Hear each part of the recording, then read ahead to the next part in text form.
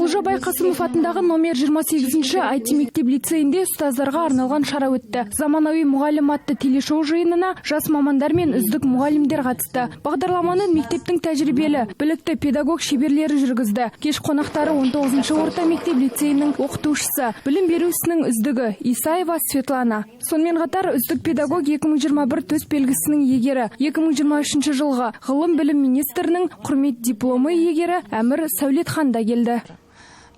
ТВ-шоу бағдарламасында заманауи ұстаз қандай болу керек тақырыбында. Бүгінгі шақырылған қонақтар осы қаланың белгілі ұстаздары, оқу ісінің үздіктері Исаева Светлана, Әмір Сәулетхан деген ұстаздарымыз шақырылды. Және қарапайым мұғалімдермен тікелей сұхбаттасады. Бұл іс-шараның мақсаты қазіргі заманауи ұстаз қандай болу керек. Яғни қазір цифрландырылған заман екенін барлығымызға мәлім. Қазіргі балаларға әрине де мұғалім сай болу керек. Сондықтан да осы шараның мақсаты қазіргі жас мамандарға, қарапайым мамандарға, осы білім беру ісінің үздік мұғалімдерінің өз іс тәжірибесімен бөлісі болып табылады.